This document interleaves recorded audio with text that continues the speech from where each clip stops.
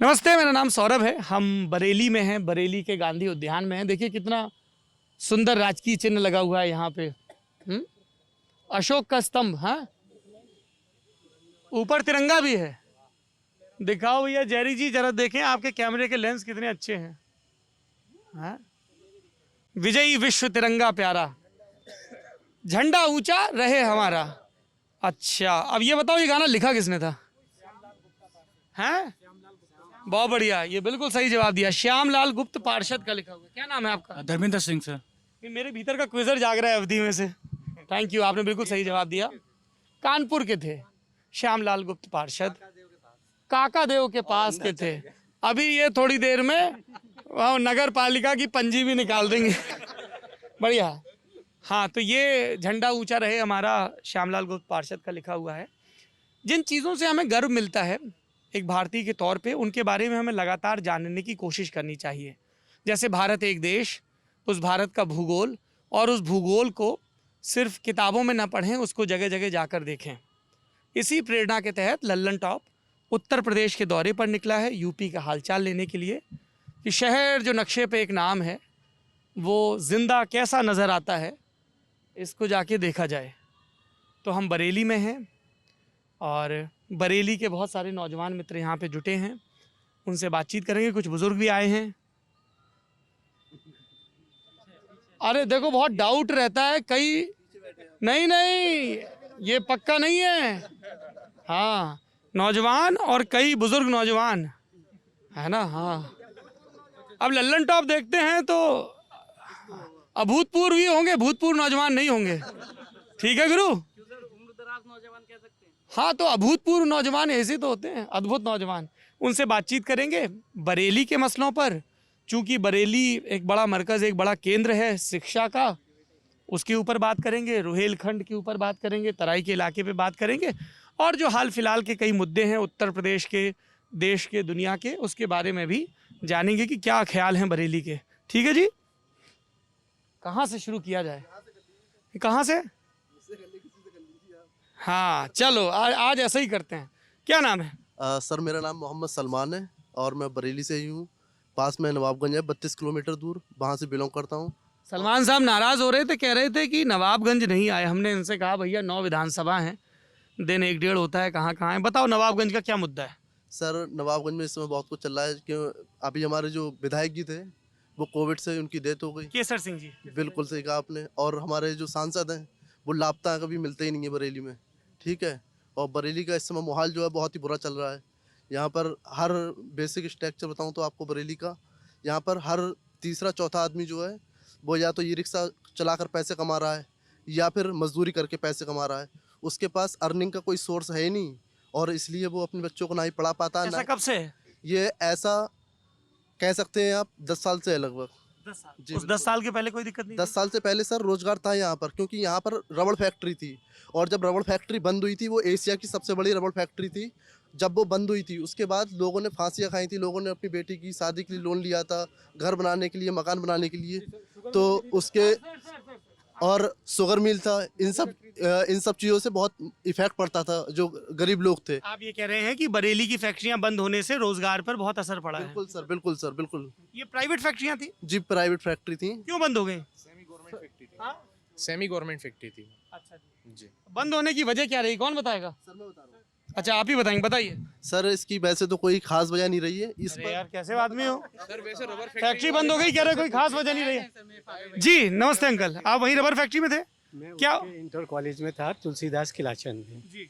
Factory बंद होने के कई कारण थे। वैसे मुझे फैक्ट्री से कोई मतलब नहीं था। जैसा लोग कहते थे कि जो 2 साल बाद कांटेक्ट होता था यूनियन के साथ और मैनेजमेंट के साथ, उसमें कुछ इस प्रकार के कांटेक्ट सुनने में आए थे जिसमें कि प्रोडक्शन, आप छुट्टी लेंगे 15 दिन आपको काम करना है और महीने भर के आपको प्रोडक्शन रेट को छोड़ के सब मिलेगा। फैक्ट्री एकदम 11 करोड़ के प्रॉफिट में थी, वो एकदम लॉस में आ गई। जो फैक्ट्री 11 करोड़ के प्रॉफिट में थी वो एकदम लॉस में आ गई। कुछ ऐसी नीतियाँ अपनाई गई जिससे कि फैक्ट्री बंद हो गई। सेठ जी ने भी तय कर लिया हमें फैक्ट्री नहीं चला। किसकी थी फैक्ट्री? सेठ तुलसीदास किलाचंद की फैक्ट्री थी। उनके फादर सेठ मुझे नाम सुरेश भाई थे उस समय मैनेजमेंट। हाँ जी अंकल, आप कुछ कहना चाहते हैं? आइए जी, नमस्ते, क्या नाम है? पीयूष। मैं अयोध्या का रहने वाला हूँ। 2010 में बरेली आया था तो फैक्ट्री उससे पहले बंद हो चुकी थी, लेकिन उसके लिए उस समय तत्कालीन जो भी सरकार थी उसकी इंपोर्ट एक्सपोर्ट नीतियों को लेकर, जिसमें रबड़ आयात जो है सस्ता पड़ रहा था कंपेरेटिवली यहाँ बनने के, तो वो शायद कुछ ऐसा था उसमें। बाकी और कोई ग्लोबल मार्केट में compete नहीं कर पा रहा था यहाँ का रबर प्रोडक्ट, इसलिए बंद हो गई। उसके चक्कर में बंद हुई थी। महंगा पड़ता था, इंडियन मेड रबर महंगा पड़ता था। यहाँ पे जो रबर प्रोडक्शन था वो महंगा पड़ता था, इस वजह से जो एक्सपोर्टेड रबर था यूरोप से मंगाते थे। यहाँ पे काफ़ी सारे साइंटिस्ट काफ़ी अच्छे इन्फ्लुएंशियल लोग रहते थे जो काफ़ी ऊंचे गए यहाँ से निकलने के बाद। पर पूरी वो जो कॉलोनी है वो कॉलोनी बहुत आगे की कॉलोनी है, मतलब यूपी में ऐसी कॉलोनी नहीं थी रबर फैक्ट्री कॉलोनी जैसी वो फैक्ट्री। ऐसा कॉलेज नहीं था तुलसीदास किलाचंद जैसा। मेरे कितने सारे दोस्त जो जिनके फादर्स वहाँ पे मतलब हाफ एजुकेशन छोड़ के बेचारे को कहीं कुछ और करना पड़ा। कितने लोग काम करते थे अंकल लगभग रबर फैक्ट्री में? 2000 से ज्यादा। जी। चलिए, तो ये एक हाँ बताइए, क्या नाम है? सर हिमांशु अग्निहोत्री नाम है मेरा, मैं यहीं बरेली का हूँ सर। सर माचिस फैक्ट्री थी यहाँ पे, वो भी बंद हो गई सर। यहाँ पर रबर फैक्ट्री बंद हो गई, विमको थी यहाँ। और सर इसके बाद भी सर जो हमारे सांसद थे संतोष गंगवार जी, अभी भी हैं? जी सर अभी भी वर्तमान में भी हैं 8वीं बार। उन्होंने सर कोई विकास कार्य नहीं किया, जो मोटा मोटा है ना फिर सर। जीते कैसे लगातार 2009 छोड़ के? सर ये जातिगत वोट बैंक होता ना, जातिगत आधार। सर ये तो रियलिटी है ना, ग्राउंड रियलिटी है यूपी की। यहाँ पर जातिगत जात के आधार पे 89 से अब तक जीत गए लगातार। जी सर विकास कार्य वो करे होते तो सर जनता देखती उसे। और सर सबसे बड़ी बात तो ये है सर, क्यों जीतते हैं संतोष गंगवार? 2009 का अपवाद छोड़ दें। हाँ, कास्ट फैक्टर और कुछ भी नहीं। हम पानीपत रहे, पानीपत में इंडियन ऑयल की फैक्ट्री है। उस समय संतोष जी पेट्रोलियम मंत्री थे। हमें आने के बाद यहाँ बहुत आश्चर्य हुआ, बरेली में एक भी उन्होंने मतलब एज ए मिनिस्टर वो चाहे एक रिफाइनरी लगवा सकते थे जिससे लोगों का रोजगार बढ़ सकता था। पानीपत में मेरे सामने जो वहाँ पे फैक्ट्री थी इंडियन ऑयल की, उसमें और बढ़ोतरी का काम हुआ काफ़ी। उसमें उसका असर आसपास के जिलों तक आया। तो ऐसा कुछ उन्होंने कुछ किया नहीं। केवल बड़ा प्रोजेक्ट लेके नहीं आए, बिग टिकट जिससे रोजगार। और केवल आज जितने लोग यहाँ बहस कर रहे हैं, बात कर रहे हैं, जिस दिन वो वोट करने जाएंगे नवाबगंज और पिछड़ी जाति का वोट और मोहर संतोष जी को। विकास की तुलना आप इससे कर सकते हैं, जहाँ पर संतोष गंगवार का मेन ऑफिस है, कार्यालय, उसके आगे की जो रोड है वही पूरी उधड़ी हुई है। और पिछले 5 साल से उसका यही हाल है। बरसात के मौसम में वहाँ पर 1-1 फीट पानी भरता है और वहीं पर उनके पीछे मकान भी है। जब बरेली आते हैं तो वहीं रहते हैं। तो जब जो इंसान अपने घर के आगे का रोड सही नहीं कर रहा है, वो शहर में क्या काम करेगा? एक सेकंड और बाकी लोगों से। जी नमस्कार, क्या नाम है? सर मेरा मोहित पांडे नाम है, मैं मुरादाबाद से हूँ। सर एक गवर्नमेंट रोना रोती है कि हम ज़मीन एक्वायर नहीं कर पाए। सर रबड़ फैक्ट्री के पास इतनी ज़मीन है, अगर वहाँ चाहें तो अच्छा खासा सिडकुल में फैक्ट्रियाँ आ सकती हैं। 8-10 फैक्ट्रियाँ तो बड़े आराम से इस्टेब्लिश हो जाएंगी। वो ज़मीन खाली पड़ी है, किसान। भैया उसका क्या होता है ना, जैसे कहीं पे भी कोई उद्योग यूनिट बंद होती है ना, तो वो मैंने ये जो आपकी उत्सुकता है वो मेरी भी थी। अरे सुन लीजिए एक बार कि यार ये खाली है, फैक्ट्री चल नहीं रही है, इंडस्ट्रियल एरिया है, तो यहाँ पे कोई दूसरी लगा दो। हाँ सुन तो लीजिए। तो उसमें कुछ ऐसे लीगल क्लॉज रहते हैं कि ऐसा नहीं कि गवर्नमेंट कभी भी टेक ओवर कर सकती है, क्योंकि एक यूनिट का ना चलना और उसका पूरी तरह से ख़त्म होना, इसके बीच में भी कुछ पॉज रहता है कि साहब बीमार है, रिवाइवल की कोशिश कर रहे हैं, फंड की कमी है, मशीनरी पुरानी हो गई, यूनियन चल रही है, मुकदमे चल रहे हैं, बहुत सारी चीज़ें चल रही हैं। इसी चक्कर में चाहे बरेली हो चाहे कानपुर हो, कई पुरानी फैक्ट्रियाँ बहुत प्राइम लोकेशन पे हैं और वो फ्री होल्ड नहीं हो पा रही उनकी। तो ये है। लेकिन मुंबई की फर्म जीत गई है। मेरा नाम विकास साहू है। उस जमीन का केस मुंबई की फर्म जीत गई है, तो सरकार ने अब दोबारा से किया है कि दोबारा से हमें मिल जाए। अभी तो मैंने आपको बताया ना, उसमें बहुत लीगल एंकल होते जीत गई है। और अभी जो संतोष गंगवार ने 2-3 काम सही किए। एक सबसे मेन है ESI हॉस्पिटल का 100 बेडेड हॉस्पिटल सीबीगंज में ला रहे। दूसरा एयरपोर्ट का है। और तीसरा ये रोड का जो अभी तो अंडर कंस्ट्रक्शन है, जो चौपले का पुल हुआ है, ये सबसे बढ़िया हुआ है, क्योंकि यहाँ ट्रैफिक की बहुत प्रॉब्लम रहती थी। जी पूरी खराब पड़ी है, मतलब सीवर लाइन इतनी बुरी तरीके से खोद दी है, उसका कुछ पता ही नहीं है। कोई अगर 4 पहिए गाड़ी अगर लेके जाएगा चौपले पुल से, ठीक है, आपने कह दिया पुल तो सही है, उसके आगे की हालत देखो ना, 4 पहिए अलग हो जाएंगे गाड़ियों, क्या फायदा है ऐसे। चलिए एयरपोर्ट पे क्या बोल रहे थे आप? सर मैं ये कह रहा हूँ एयरपोर्ट जो स्टार्ट हुआ था वो प्रवीण सिंह ऐरन जो इससे पहले जीते थे सर, ठीक है। कह रहे हैं झूठ है। हाँ? ये भाजपा की सरकार में पास हुआ है और भाजपा की सरकार में बहुत से विकास कार्य हुए हैं। बरेली के अंदर आप देखेंगे सिटी का फ्लाईओवर, चौपले पे जो 2 शेड में एक अयुका बाई शेड में जो फ्लाईओवर बना है, एक सैटेलाइट पे फ्लाईओवर बना है, एक कुदेसिया फाटक पे है और उससे आगे फ्लाईओवर बने हैं। जी काफ़ी फ्लाईओवर बने हैं। समाजवादी सरकार में बना है सर। बेसिकली कुदेशिया फाटक कुदेशिया फाटक समाजवादी सरकार में बना है। हाँ, और सर जो उस टाइम के जो अप्रूव पुल थे ना, मैं खुद बीजेपी का वोटर हूँ, बट बीजेपी वालों ने इतना सुस्त काम किया है कि अभी तक जो पुल है वो पूरे नहीं किए। लाल फाटक का पुल देख लीजिए सर, पिछले 4 सालों से बन रहा है और अभी भी उसमें कोई तेजी नहीं आई है। रेलवे और आर्मी के एनओसी में रुका हुआ की वजह से रुका हुआ है वो काम सर। और अब सांसद धर्मेंद्र कश्यप जी ने उसको दोबारा रिन्यू करा लिया है। एक-एक करके। हाँ। सांसद धर्मेंद्र कश्यप जी ने उसमें जो कमियां थी वो पूरी कर ली हैं और अब दोबारा उसका निर्माण हो रहा है। यार एक बात बताओ, आर्मी और रेलवे केंद्र की नरेंद्र मोदी सरकार के नियंत्रण में आते हैं। यहाँ पे योगी आदित्यनाथ सरकार है, उसको भी 4.5 साल हो गए। इतना समय क्यों लग जाता है अप्रूवल में? सर इच्छा शक्ति की कमी, अपने लोगों के लिए कुछ काम करने की जो इच्छा शक्ति है उसकी बहुत कमी। लेकिन जब अलग अलग सरकारें होती है तब लोग ये कह देते हैं कि साहब वहाँ अटका है। तो इससे पहले प्रवीण सिंह आए थे तो 5 साल में क्यों नहीं बना फिर वहाँ पर?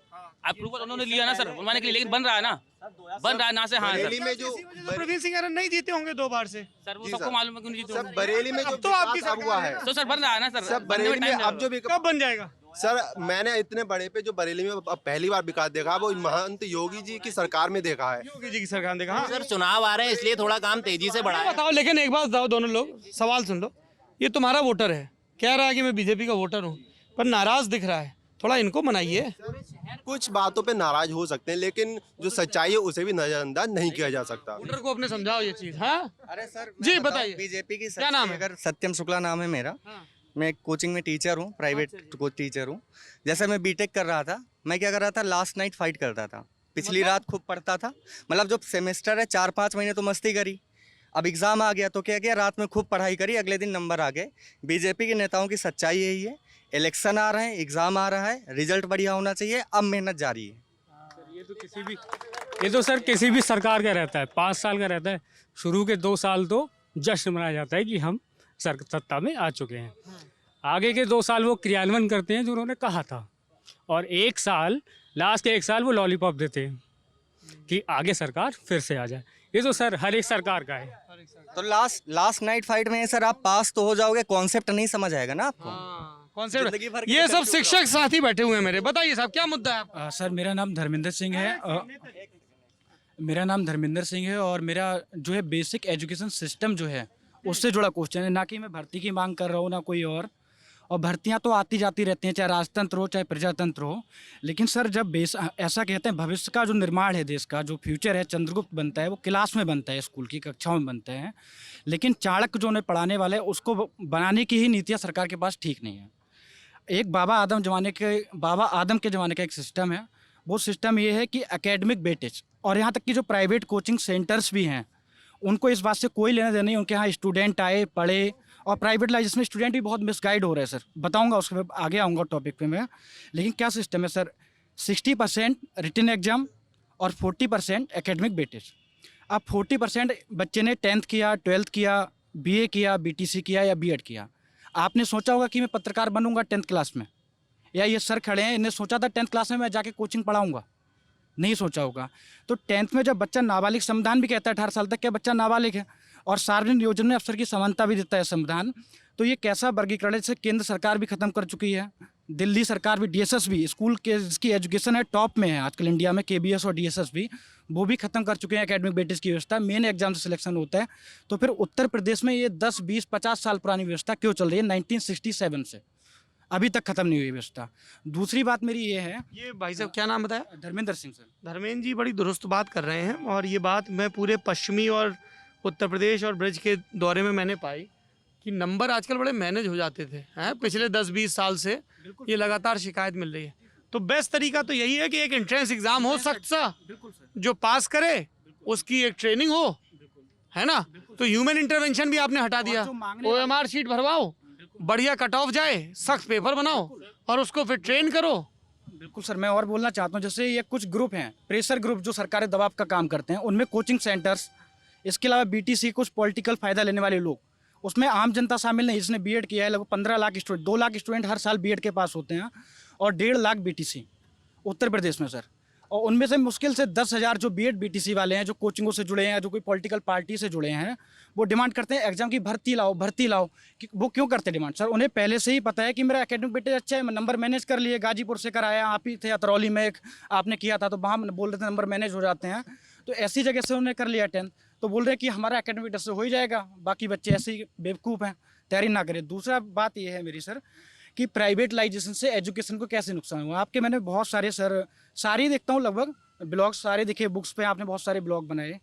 सर मैं भी नेट हूँ सर और बीएड हूँ, पहले नेट में नेट कर लिया था मैंने। सर प्राइवेटलाइजेशन से नुकसान ऐसे हुआ सर कि जो बुक्स हैं, बुक्स में ये प्राइवेट ऑथर और ख़ास करके कोचिंग सेंटर्स, ये कोचिंग सेंटर सरकार, जैसे अभ्युदय योजना है सर, एक सरकार की बहुत अच्छी योजना है। और क्या योजना है बताइए? अभ्युदय योजना के द्वारा, सारे दर्शक ध्यान देना मेरी बात पे, कि अभ्युदय योजना के द्वारा सरकार हर छात्र के लिए जो प्रतियोगी परीक्षाओं की तैयारी कर रहे हैं, IAS, PCS, SSC, UPSSC, किसी भी एग्जाम की या टीचर की, उनकी तैयारी कराती है। लेकिन प्राइवेट कोचिंगों में क्या होता है कि किसी प्रकाशन की घटना चक्र की उठाई या किसी और प्रकाशन की उठाई, अपनी कोचिंग का नाम चिपकाया और किताब मार्केट में आ गई, और उसमें बहुत सारे कन्फ्यूजन होते हैं। जब बच्चे एग्जाम देने जाता है तो उसको पता ही नहीं होता कि भैया हमें आंसर क्या करके आए। एक सिंपल सा क्वेश्चन बताता हूँ सर, यहाँ पे बहुत सारे लोग हिस्ट्री के जानकार बैठे होंगे। जैसे आपने क्वेश्चन बोला अभी, जटिंग माहेश्वर मध्य प्रदेश में है माहेश्वर, क्वेश्चन आया अभी PGT एग्जाम में हिस्ट्री के कि माहेश्वर किस राज्य में है। और यहाँ पे छोटे छोटे जैसे जो प्राइवेट पब्लिकेशन है, उनकी आप बुक देखोगे तो बोलेंगे माहेश्वर कर्नाटक में है, लेकिन माहेश्वर ओरिजिनल जो अहिल्याबाई की भूमि है मध्य प्रदेश में है। और आयोग ने भी मध्य प्रदेश में, बच्चे कोर्ट गए, कोचिंग वाले वर्ग लाए उन्हें कि जाओ कोर्ट जाओ, तो ये सारा नुकसान जो है। और बच्चा में, और किताबों में, उस किताब में कुंजी में छपा है कि महेश्वर महाराष्ट्र में है, नहीं कुंजी कर्नाटक में है। हाँ सरकार मान रही है मध्य प्रदेश में है, लेकिन कोचिंग वाले रिट डाल रहे हैं, बच्चे रिट डाल रहे हैं। फिर अटकता होगा हाँ, रिजल्ट। हाँ क्योंकि वो क्या है, उन्हें पढ़ा वो है सर, उनका माइंड मेकिंग ऐसे हुआ है। अब मैं दूसरी बात एक और बताऊं सर यहाँ पे कि एजुकेशन सिस्टम जो है, जैसे प्राइमरी में जो टीचर्स की भर्ती है, बहुत सारे लोग मांग कर रहे हैं, मैं अपोजिट में हो सकता हूँ, लेकिन ये डिबेट तक ही है, बाद में मुझसे कोई मत बोलना। हाँ डिबेट तक है, बाद में नुकसान नहीं पहुंचाएगा, मैंने भी बोल दिया। बाद में कोई ना बोले मुझसे। हाँ एकेडमिक सर जो बेटेज हैं, मैं बताता हूँ आपको कैसे नुकसानदायक है सर एजुकेशन सिस्टम को। यहाँ पे ये भैया बैठे हैं, ये जो अंकल हैं, इनकी एज के लगभग 40-45 ईयर टीचर की एज है, टीचर बनने की, उत्तर प्रदेश में प्राइमरी शिक्षक बनने की। अब उसमें कोई बच्चा 2014 से ग्रेडिंग सिस्टम, ग्रेडिंग प्रणाली आप जानते होंगे, A grade, B grade, C grade, 2014 से ग्रेडिंग प्रणाली आई। और ग्रेडिंग के से पहले क्या होता था कि मार्क्स मिलते थे और प्रैक्टिकल भी स्कूल में नहीं होते थे, असाइनमेंट वाले मार्क्स। अब बच्चा कोई 2014 से पहले 10th पास किया, 2014 से पहले 12th किया या बीएड किया, उसके मार्क्स में अंतर होगा, और जो 2014 के बाद किया उसमें अंतर होगा। दूसरी बात कि अलग अलग बोर्ड के बच्चे टीचर का एग्जाम देते हैं, चाहे वो CBSE हो, चाहे ICSE हो, चाहे UP बोर्ड हो। अब उनका सबका जो पैटर्न होता है, मूल्यांकन के जो मापदंड होते हैं, वो अलग अलग होते हैं। तो फिर सरकार ये क्यों कर रही है? अभी तक सरकार ने क्यों खत्म नहीं किया ये एकेडमिक सिस्टम? सरकार को सीधे सीधे अभी इसका खत्म ना करने का कारण क्यों है सर? मैं कारण भी बताता हूँ। सरकार की जो अभी एक कमेटी बनाई गई जांच करने की, अब हाईलाइट कैसे किया गया, न्यूज़पेपर ने, मीडिया ने, कोचिंग संस्थानों ने हाईलाइट कैसे किया कि एक कमेटी बनी है, 51,000 शिक्षक भर्तियों का नोटिफिकेशन जल्द जारी किया जाएगा। ऐसा ना तो योगी जी ने अपने स्टेटमेंट में कहा, और ना ही किसी क्या है ऑथेंटिक जो बेसिक शिक्षा सचिव थे और भी जो लोग थे, राजस्व विभाग के अध्यक्ष, जो समिति के सचिव अध्यक्ष हैं, उनने भी नहीं कहा। उन्होंने कहा कि समिति जो है सिलेबस पे जांच करेगी और जो रिक्त पद है उनका विवरण जुटाएगी, उसके बाद ही नई भर्ती का विचार किया जाएगा। अब उसे कैसे वो किया जा रहा है, मार्केटलाइज कैसे किया जा रहा है? 51,000 भर्तियाँ आएंगी क्योंकि उनकी दुकान चलेगी, उनकी कोचिंग शुरू हो जाएंगी। हाँ उनकी दुकान चलेगी सर, दुकान चलेगी उससे। अब क्या है सर, सिंपल मैं बताता हूँ सर, मैंने सीटेट किया और मेरे 128 नंबर थे सर, बीएड फर्स्ट ईयर में किया, बीएड सेकंड ईयर है मेरा अभी, फर्स्ट ईयर 128 नंबर थे सीटेट में। और मैं आपको बताऊँ एक सिंपल सा सर, बच्चा 6-7 ईयर्स की बुक पढ़े, सिंपल सा सीटेट पास हो जाएगा। और सर एक बात और बताऊँ, उत्तर प्रदेश के सिलेबस की टीचर भर्ती के, आप मेरी बात को अच्छे से असर करना, ये मैसेज कन्वे हो, पूरी बात अनकट जाएगी। हाँ मैसेज कन्वे हो पूरे समाज में, क्योंकि समाज एकदम गुमराह हो रहा है सर, शिक्षा रीढ़ है उसकी। देखो सर क्या मैं अभी बोल रहा था, सिलेबस, सीटेट का सिलेबस, हाँ सीटेट का सिलेबस में क्या है सर, उत्तर प्रदेश की जो सुपर टेट प्राथमिक अध्यापक भर्ती परीक्षा है जो, उसका सिलेबस में 14 सब्जेक्ट आते हैं सर, और 14 सब्जेक्ट ना तो केंद्रीय विद्यालय में आते हैं और ना ही DSSP में आते हैं, ना ही रीट में आते हैं, ना किसी भी एग्जाम में नहीं आते टीचर के। अब 14 सब्जेक्ट में क्या आता है सर बताता हूँ। 10 नंबर का मैथ आ गया, जो भी है नंबर हम जोड़, नंबर मैथ आ गया, एनवायरनमेंट आ गया, इंग्लिश आ गया, हिंदी आ गया, संस्कृत आ गया, यही सारे सब्जेक्ट होते हैं। लेकिन सर टीचर बनने के लिए आप बताइए मुझे, क्या सब्जेक्ट का ज्ञान होना योग्यता नहीं है क्या सर? साथ में सब्जेक्ट के लिए एक पेपर होना चाहिए या नहीं होना चाहिए सर? 70-80 नंबर का जैसे KBS में होता है। दूसरा सर, आपको अगर करंट अफेयर्स की नॉलेज लेनी है टीचर के मैथ के लिए तो उसे 10-10 नंबर दो। अगर सब्जेक्ट वाला है तो उसे पूरा रख दो। जैसे मान लिया मेरा सब्जेक्ट हिस्ट्री है तो हिस्ट्री का होना चाहिए मुझे, जैसे कि TGT और PGT जैसे हम लोग UGC नेट में हाँ बिल्कुल सर। और दूसरी बात मैं एक और बोलता हूँ सर, अगर एकेडमिक वेटेज, ये BTC वालों को बुरा लगता होगा लेकिन बुरा ना माने मेरी बात के लिए, तर्कपूर्ण है, तर्क दे सकते हैं भैया के सामने दोबारा से। एकेडमिक जो वेटेज है सर, अरे खड़े क्यों हो गए? मैं खड़ा हुआ, एक सेकंड, आप लोग बैठ जाओ। बैठो यार, जवान आदमी हो, इतने जल्दी थक गए, बैठ, आप बैठ जाओ। हाँ, ये हिंट था आपको कि आप रैप अप करो ताकि दूसरे रिस्पोंडेंट के पास जाऊं। बोलिए। अच्छा सर, एकेडमिक वेटेज है जो हर हाल में खत्म होना चाहिए, अन्यायकारी है, भेदभावपूर्ण है और ये सारे बच्चों को समानता के अवसर नहीं देता। और बहुत नई बात बोली और ये इस बात में तर्क भी बहुत दिए। जी, बड़े भाई हमारा जो है इन्होंने B.Ed किया है और नाम किशन कुमार मिश्रा सर। और सर हम इनकी बड़े भाई की बात से बिल्कुल असहमत हैं इस एकेडमिक को लेके। हमारे BTC में नंबर अच्छा है, इसमें हमारा दोस्त है सर। 12th में हमारा अच्छा है, हमारा दोस्त है इसमें। 10th में हमारा अच्छे नंबर है, हमारा दोस्त है इसमें। एक सेकंड, किशन नाम बोला ना, उन्होंने ये कहा है, एक सेकंड सुन तो लीजिए। अरे थोड़ा धैर्य रखो भाई, बोलते हो तो सुनने की भी सलाह। मैं उसको कंटेक्स्ट दे दूं। उनका ये कहना है कि जैसे आपके 10वीं 12वीं BTC में अच्छे नंबर आए, कई लोग दूसरी तिकड़मों से अच्छे नंबर ला रहे हैं, तो आप भी नहीं चाहोगे कि आपकी तुलना उनके साथ हो? अगर आप पढ़ने में अच्छे हो तो आप एग्जाम भी पास कर लोगे ना। हमारा सर कहना ये है कि बड़े भैया ने B.Ed किया है, ठीक है, तो इनका ये कहना है कि BTC वालों का जो अगर मेरिट खत्म किया जाए तो उसमें BTC वाले अभी क्या है कि मेरिट जो एकेडमिक का जुड़ता है अभी, उसमें BTC वालों को सिलेक्शन के चांस ज़्यादा होते हैं और B.Ed वालों के चांस कम होते हैं। अब सर इसमें अन्याय, बहुत बड़ी बात ये है कि BTC वाले केवल प्राइम नहीं जा सकते हैं, B.Ed वाले 6 मौके हैं। बताए सर, 1 बराबर 6 कैसे हो सकता है? क्या BTC को संरक्षित नहीं किया जाएगा सर? BTC करा क्यों नहीं सर? एक साल में हर साल 1,60,000 बच्चे BTC करते हैं, उनके केवल 1 में मौका मिलता है, B.Ed वालों को 6 में मौका मिलता है। अब वो भी वैकेंसी आती नहीं है, तो हम लोग क्या करें सर? संरक्षित नहीं किया जाएगा और नंबर हमारे अच्छे हैं तो आपके भी नंबर अच्छे होने चाहिए। इसमें सर किस सर एक बात उन्होंने की कि जो है सब्जेक्टिव पेपर होना चाहिए सर। इनको पता होना चाहिए प्राइमरी का शिक्षक जो है सारे सब्जेक्ट पढ़ा सकता है। इस कारण जो है जो करंट अफेयर है और सारे भूगोल हैं, ये सारे सब्जेक्ट का एग्ज़ाम होना भी ज़रूरी है। ऐसा ही कि नहीं, इसके लिए आपको अगर एक सब्जेक्ट का पेपर देना तो आप PGT दीजिए, नेट दीजिए। मैं सर क्षमा चाहूँगा। अरे औपचारिकता मत पढ़ो, क्षमा बड़े भाई, छोटे भाई, सीधे मुद्दे पे आओ। ज्ञान समग्र रूप से होता है सर। ज्ञान जब प्राइमरी में दिया जाता है तो एकीकृत रूप में दिया जाता है, बच्चा कॉलम में ग्रहण नहीं कर सकता। तो इसलिए बच्चे को जो SST देना है तो सब्जेक्ट नहीं होता SST 5 से नीचे, तो उसे हम एनवायरनमेंट से जोड़ के ही देंगे। तो इसलिए सब्जेक्ट का ज्ञान होना सबसे ज़रूरी है, इसीलिए सेंट्रल गवर्नमेंट ने अपने यहाँ लागू कर रखा है सर। और जो है मेरी BTC को खत्म करने के लिए सारी एकेडमिक खत्म करो, रिटर्न्स पे लाओ, जिससे केंद्र सबका खत्म करके सीधे उस पर हमको कोई मतलब नहीं कि जो अगर आप खत्म कर देते ठीक है। और हमें सर कोई दिक्कत नहीं है, BTC में जो है एकेडमिक खत्म कर दीजिए प्राइमरी में, लेकिन BTC वालों को B.Ed का मौका दीजिए आप। हमने BTC वालों को सर हमने जो आपको एप्लीकेशन दी उसके बारे में 1 मिनट सुन लीजिए सर।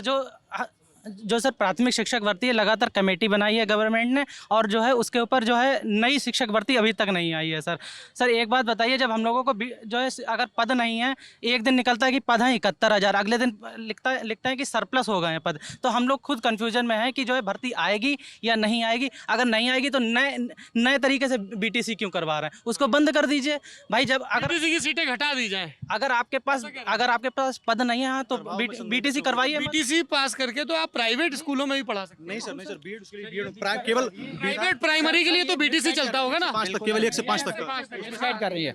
BTC पढ़ के KBS में भी पढ़ा सकते हैं। पहले जब BTC करने से पहले योग्यता लिखी होती है कि प्राइमरी शिक्षक बन सकते हैं। B.Ed से जब फॉर्म भरता है बच्चा, BTC में लिखा है ना कि प्राइमरी लिखा होता है सर। चलिए लंबा विषय। जी मैडम आइए आगे, आप बता रही थी कुछ, आपका विषय है, क्या नाम है आपका? सर मैं सर के अगेंस्ट हूँ, मेरा नाम सर के अगेंस्ट है, बढ़िया बोलिए। सर वो BTC के मतलब खिलाफ हैं, मैं BTC खुद करे हुई हूँ।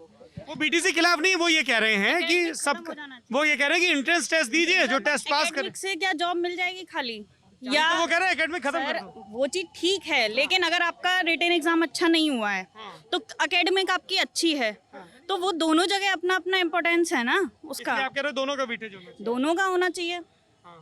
और दूसरा सर बोले कि सब्जेक्ट वाइज होना चाहिए। छोटा बच्चा है वो एक टीचर से कोई भी सब्जेक्ट के बारे में पूछ सकता है, मतलब किसी भी सब्जेक्ट के बारे में उसकी जिज्ञासा होगी, किसी भी टीचर से पूछ सकता है। तो हमको सब चीज़ का प्राइमरी लेवल पर तो होना चाहिए ना ज्ञान। और सब्जेक्ट वाइज पेपर हो तो रहा है जूनियर का, वो दीजिए आप। चलिए ठीक बात है, आप लोग वापस से बैठ जाइए, थोड़ा व्यवस्था बना लीजिए। बैठो प्रभु। हाँ बताओ क्या कुछ कहना चाहते हो? राजनीति राजनीति पे बताओ भैया, क्या नाम है? सर यहाँ जितने बैठे नाम? हैं, योगेश नाम है मेरा सर। यहाँ जितने बैठे हैं, कोई कह रहा मैं टीचर बनूंगा, कोई कुछ। तुम हो कहाँ के? मैं पीलीभीत का सर। हाँ, नदी के किनारे का हूँ, गोमती उद्गम स्थल जहाँ से मेरे गांव से पड़ोस। माधव टांडा। जी जी जी। हाँ, पहचान लिए हैं सर हम। सर मेरा ये कहना है, वर्तमान कोई भी सरकार ले ले, वो नहीं चाहती है कि कोई हमारा समाज पढ़ लिख के जाए। अगर वो पढ़ लिख जाएगा तो अपने अधिकार जान जाएगा, अपने अधिकार जानेगा तो वो अपने सवाल करेगा गवर्नमेंट से। भाई हमारी स्वास्थ्य कहाँ है, हमारा शिक्षा कहाँ है, दवाई कहाँ है, हमारी पढ़ाई कहाँ है। सबसे बड़ी बात तो ये है सर, कोई भी सरकार हो, बसपा हो, सपा हो, भाजपा हो, सब एक ही के थाली के चट्टे पट्टे हैं। हम तुम गाली देते हैं इधर से, ओवैसी तू हैदराबाद में गाली ना, कैंटीन में दोनों बैठ के मोदी ओवैसी कहते हैं, तुम हैदराबाद में चिल्लाना हिंदू हिंदू, इधर दिल्ली में हमारी सरकार बनेगी।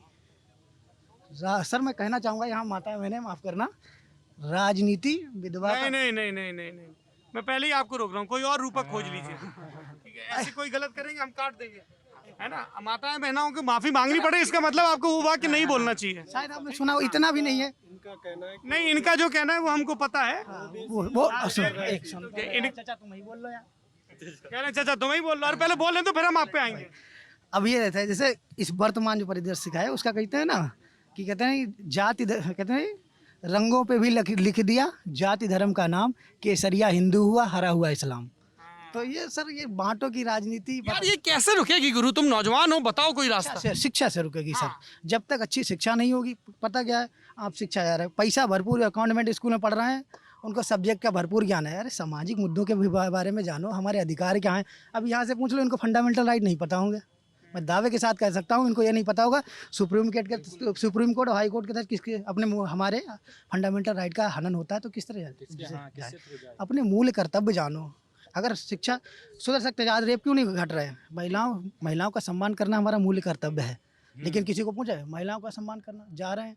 अरे वाह भाई वाह, हम लोग ये बातचीत नहीं कर रहे हैं कि भाई पढ़ाई में क्या चल रहा है, क्या चल रहा है वर्तमान में, क्या चल रहा है, तेरे पास उस लड़की का नंबर है, तेरे पास उसका, अरे वो उसकी है, उसकी है, ये सब चल रहा है सर।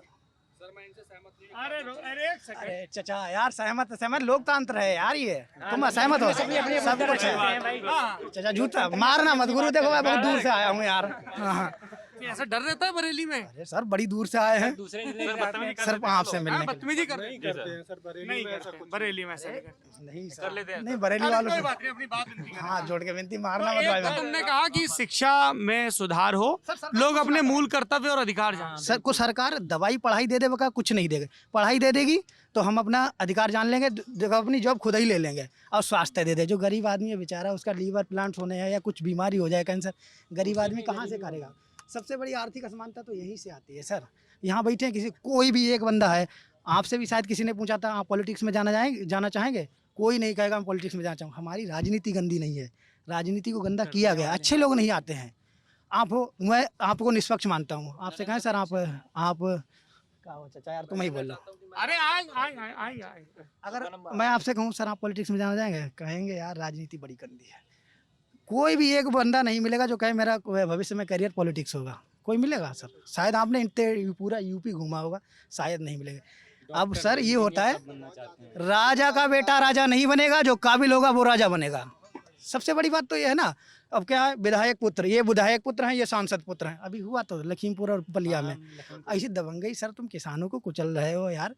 वरुण गांधी आए थे, उनको भी काले झंडे दिखाए। उन्होंने साहब कहा भाई मेरी सुनी नहीं जा रही है, मैं हाथ जोड़ के निवेदन करता हूँ। मैंने पत्र भी लिखा, सीएम साहब को भी लिखा और प्रधानमंत्री जी को भी लिखा।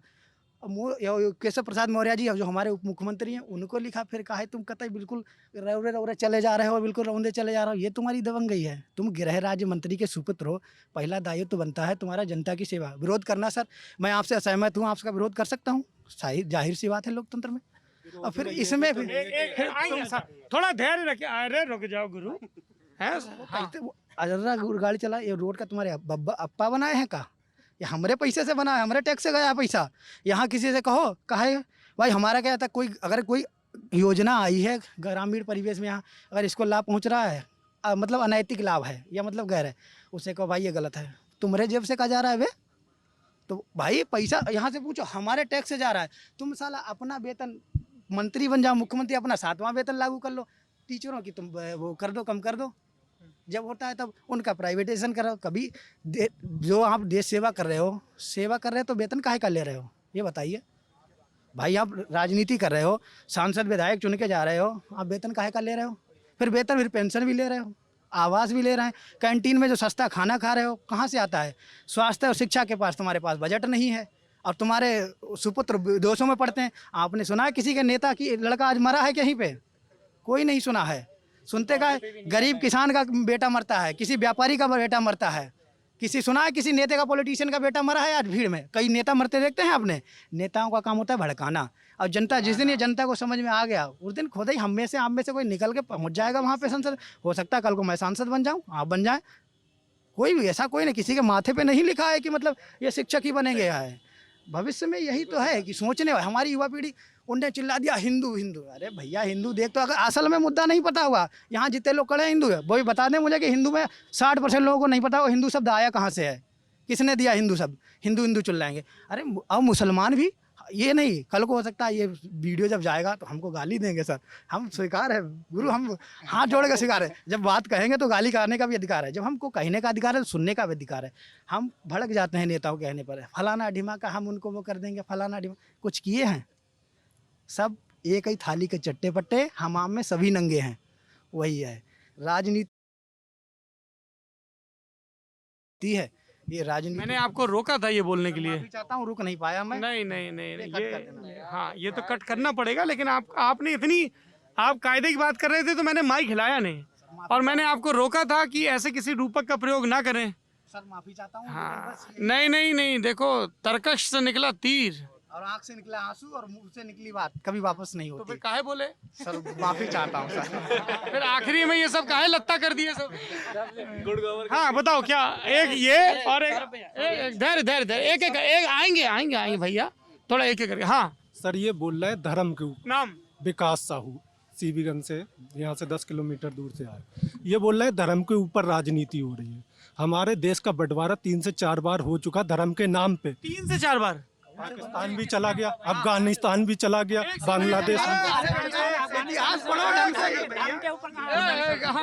धर्म के ऊपर ये एक सेकंड, अफगानिस्तान धर्म के ऊपर चला गया कैसे? अफगानिस्तान को 1911 में अलग हुआ था, तो क्यों हुआ था? कहाँ से अलग हुआ? 1911 जब ब्रिटिश का राज्य था तभी तो अलग हुआ था 1911 में। ये कहाँ पढ़ा है भैया आपने? कहाँ से पढ़ा सर? पहले भारत की सीमाएं कहाँ तक लगती थी? पहले मतलब कब? ये प्राचीन काल में, जब प्राचीन अभी एक सेकंड बात करें, बात देखो, ये एक सेकंड गलत बात, आप किसी को सुनोगे नहीं कैसे? हाँ 1911 में आपका हुआ था बंटवारा, अफगानिस्तान अलग हुआ था कि नहीं हुआ था, ये बताइए। ये कहाँ पढ़ा है आपने? मैंने किताब कौन सी किताब? नेट पे पढ़ा। देखो ऐसा है ना, नहीं 1907। बात तो सुन लो, देखो अब हम बोल रहे हैं, बड़ा है यार। देखो ऐसा है ना कि जब आप ब्रिटिश क्राउन के हम अधीन थे, ठीक है, तब ब्रिटिश क्राउन की सीमाएं कई जगह थी, बर्मा भी उनके अधीन था, अफगानिस्तान में उनकी लगातार बातचीत चल रही थी, एंग्लो अफगान युद्ध हुए, उसके बाद अलग अलग एजेंसीज के लोग वहाँ पहुँचे, रेजिडेंट पहुँचे, तमाम विवाद हुए, है ना। तो वो ब्रिटिश क्राउन की सीमाएं हैं। भारत की सीमा की अगर बात करोगे तो ब्रिटिश क्राउन तो कई जगह नहीं था, जैसे निजाम में नहीं था, सिंधिया के घराने में नहीं था, वहाँ रेजिडेंट रहते थे। तो 1911 में उन्होंने प्रशासनिक दृष्टि से उनको समझ में आ गया कि अफगानिस्तान पर राज करना मुमकिन नहीं है, इसलिए वहाँ आज भी वो आज़ादी का डे मनाया जाता है अफगानिस्तान का। पाकिस्तान अलग हुआ, पाकिस्तान धर्म पे किस पे अलग हुआ? 2 धर्मों और 2 राष्ट्रों के सिद्धांत, 2 धर्मों के नाम पे हुआ। जब अलग टुकड़े हो सकते हैं तो हम इसके बारे में क्यों नहीं सोचेंगे धर्म के बारे में? नहीं क्यों? अरे रुक जाओ भैया, जब एक सेकंड साहू जी, जब देश आज़ाद हुआ तब इस देश में 2 तरह के लोग थे, 3 तरह के लोग बल्कि। अरे सुन तो लो भैया, हाँ कोई हम तुम कौन सा किसी तुमको चुनाव लड़ना है क्या? हमको नहीं लड़ना है, हम कोई पार्टी प्रवक्ता भी नहीं जो शाम को जाकर हमको अपने साहबों को हिसाब देखना हो, क्या हम धो दिए, हमारे पॉइंट बढ़ा दो, हमारे सीवी में 2 नंबर। नहीं हो भी तो दिक्कत नहीं। मैं ये कह रहा हूँ कि 3 तरह के लोग थे मूलतः उस समय, और बल्कि 4, एक और बढ़ा देते हैं। एक वो थे जो ये कहते थे कि हिंदू और मुसलमान 2 अलग अलग कौम हैं जो एक साथ कभी नहीं रह सकती, मुसलमानों को अलग राष्ट्र चाहिए। ऐसा कहा मोहम्मद अली जिन्ना और उनके हिंदू महासभा ने, और अलग राष्ट्र का उन्होंने प्रस्ताव दिया। एक दूसरे हिंदू महासभा, छत्तीसगढ़ के ऐसे गांव में भी गया हूं जिसमें मुझे बूढ़ी महिलाएं मिली और हमने पूछा, अम्मा किसी नेता को जानती हो? बोली ना बेटा। उनका अच्छा प्रधानमंत्री कौन है? उन्होंने नहीं बोला, फिर भी सवाल, बोली इंदिरा गांधी। ये 2018 की बात बता रहा हूँ भाई साहब आपको। इस देश की एक बुजुर्ग वोटर ने कहा गांव की कि इंदिरा गांधी प्रधानमंत्री है। तो इस देश में सब जगह राजनीतिक चेतना का स्तर समान नहीं है, ठीक है ना? तो मैं ये कह रहा हूँ सर, कश्मीर में जो हो रहा है वो धर्म के नाम पे हुआ था। आतंकवाद जो फैला था धर्म के नाम पे फैला था। इसको आप मना नहीं कर सकते। बिल्कुल नहीं कर रहे। इसके लिए रोकने के लिए कदम उठाए जा रहे हैं तो क्या गलत हो रहा है? बिल्कुल नहीं हो रहा है। यही कह रहा हूँ मैं। इस देश में आतंकवाद को रोकने के लिए सख्त से सख्त कदम उठाए जाने चाहिए। सर धर्म के ही नाम पे हो रहा है। फिर से मुझे ये लगता है अगर कोई कट्टरता फैला रहा है तो उसको रोकने के उपाय होने चाहिए, चाहे उसको धर्म को बुरा लगे, चाहे अच्छा लगे, चाहे कैसा भी लगे। मैं ये कहना चाह रहा हूँ कि नेता क्या कदम उठाए गए उसको रोकने के लिए? कदम कोई भी उठाए गए। अब अरे क्या कदम उठाए गए? अब कश्मीर में 370 हटी, कुछ फर्क पड़ा नहीं पड़ा, आप खुद देख रहे होंगे, देख रहे हैं। राम मंदिर का मुद्दा था, चाहे किसी के पक्ष में गया, शांत हुआ मामला, तो इससे कहीं ना कहीं तो कुछ ना कुछ तो भाईचारा आया। ऐसा आपको लगता है? जी बोलिए। थोड़ा बोलना चाहूँगा कश्मीर के मामले में। 2 साल पहले हनीमून मनाने कश्मीर चला गया था, 370 हटा था। बियाह हो गया। नहीं, बियाह तो शायद हनीमून बाद ही मनाते हैं। तो उसमें क्या सर, डल झील पे एक नाव चलाता हुआ बंदा जिसने ITI किया था वो आया, और वहाँ जाके मुझे रियलाइज़ हुआ उसका साफ साफ कहना था कि साहब आपको हमें 500 रुपये मिलते हैं, हर शुक्रवार को नमाज पढ़ के 500 रुपये से मिलते हैं, पत्थरबाजी हम आर्मी पे करते हैं। मैंने पूछा क्यों करते हो भैया? यार ऐसी ये तो गलत बात है, वो भी इंडियन है। बोला साहब जिस दिन आपकी वाइफ प्रेग्नेंट होगी, दर्द हो रहा होगा और हॉस्पिटल ले जाने के लिए आपके पास 100 रुपये नहीं होंगे, और उस दिन कोई आके आपसे कहेगा कि बेटा 500 रुपये देंगे 10 पत्थर फेंकने, आप भाग के जाओगे, सब पत्थर फेंकोगे। उस दिन मुझे बात तो वो कमाल है, एक आदमी अपना अनुभव बता रहा है, वो सुन लो। बता रहा हूँ, मैं एक टीचर हूँ, मैं इन सारी बातों में नहीं जाता हूँ, लेकिन वहाँ जाके मुझे रियलाइज़ हुआ कि अगर आतंकवाद खत्म करना है तो आतंकवाद मत खत्म करो, अशिक्षा खत्म करो, बेरोजगारी खत्म करो। जिस दिन ये दोनों बातें खत्म होंगी, धर्म की पट्टी आंख से उतर जाएगी। लोग सुबह, मैं जाता हूँ सुबह 6 बजे सर ऑफिस जाता हूँ, रात में 8 बजे घर जाता हूँ, मैं हिंदू मुस्लिम कहाँ से करूँ आप बताओ? सर हाँ जी, एक सेकंड बस एक इंजीनियर था, अफजल गुरु इंजीनियर था, वो पढ़ा लिखा था, सब कुछ हुआ, उसके पास इनकम सोर्सेस भी थे और इंजीनियर भी था, तब भी उसने आतंकवाद फैलाया। ये कह रहे हैं शिक्षा से खत्म हो जाएगा तो हाँ भाई इधर आइए, आ जाओ। हाँ क्या कहना चाह रहे थे? तुम असहमत थे उनसे, पीलीभीत वाले भाई साहब? जी सर, वो भाई बोले थे ना कि शिक्षा से। क्या नाम है? मेरा नाम वैभव कौशल है। तो वो भाई बोले थे कि शिक्षा से जो जातिगत मुद्दे हैं वो सॉल्व हो सकते हैं, लेकिन हमारे सामने आज से 1 साल पहले बहुत ही बड़ा उदाहरण था। दोनों लोग बहुत ही ज़्यादा शिक्षित थे, टीना डॉबी और उनके हस्बैंड। वहाँ पर क्या हुआ था, वहाँ वो दोनों शिक्षित थे, तो उससे क्या जातिगत मुद्दा जो उन दोनों के बीच। एक सेकंड, टीना और अतर ने शादी की, उनकी आपस में नहीं बनी, वो अलग हो गए। इस देश में रोजाना हजारों लोग अलग होते हैं ना। इसका एक सेकंड, इसका जाति से क्या संबंध? वो तो उनका व्यक्तिगत चुनाव है, इसको आप जाति में कैसे ला रहे हैं? सर ज़्यादातर सोशल मीडिया पे तो यही सब चल रहा था ना। सोशल मीडिया पे क्या चल रहा था? सोशल मीडिया पे तो नोट में चिप भी लगा हुआ था।